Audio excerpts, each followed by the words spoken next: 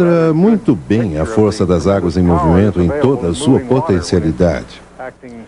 Portanto, a pergunta é se o dilúvio poderia ter ocasionado grandes mudanças geológicas. É óbvio que sim. É exatamente o que causou o dilúvio e como o mundo foi coberto pelas águas nós não sabemos. Mas a Bíblia nos diz, no segundo livro de Pedro, capítulo 3, que o mundo então pereceu coberto pelas águas do dilúvio. A palavra coberto, do grego, nos dá a ideia de um grande cataclismo. Em outras palavras, a Bíblia nos diz que houve um cataclisma mundial em que toda a geografia e topografia do mundo foi modificada.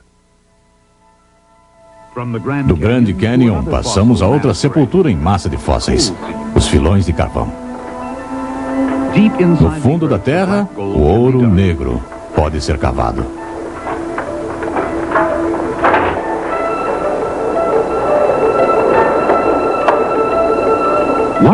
Exatamente o que é o carvão?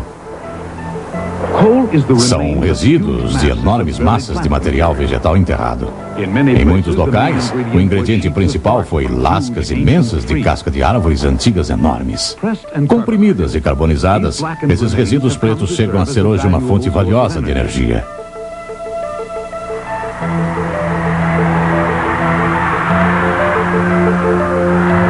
Como não encontramos filões de carvão sendo formados em lugar nenhum hoje, muitos pesquisadores têm se preocupado em saber as circunstâncias que causaram essas formações vastas. Exatamente como o carvão foi formado. O geólogo especialista em carvão Dr. Stephen Austin vem estudando essa questão em profundidade.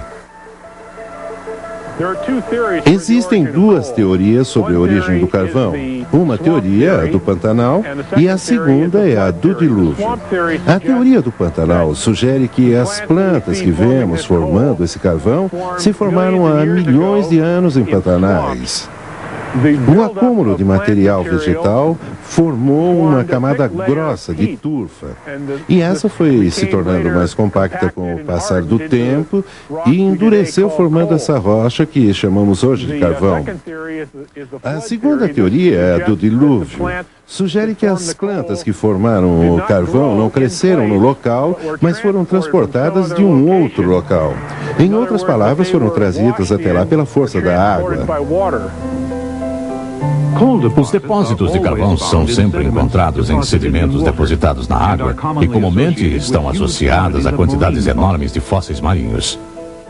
As extensas pesquisas de veias de carvão conduzidas pelo Dr. Austin nos Estados Unidos mostram que muitas camadas de carvão foram originalmente depositadas no fundo do oceano, debaixo de enormes massas flutuantes de vegetação.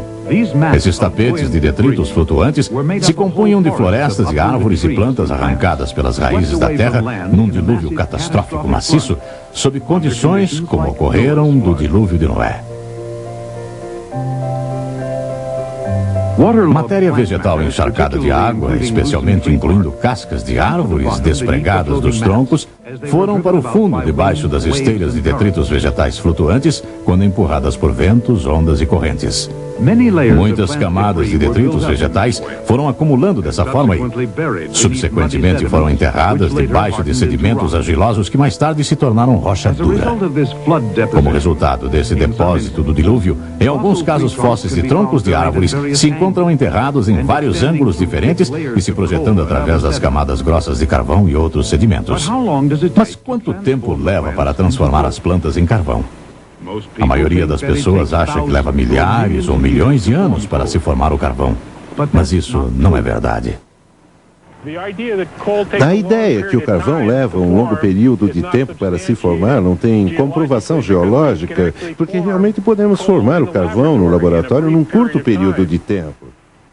A pressão não é o fator principal na formação do carvão, porque em muitas regiões, especialmente aqui no leste dos Estados Unidos, o carvão está em estratos muito torcidos e deformados que foram sujeitos a grande pressão.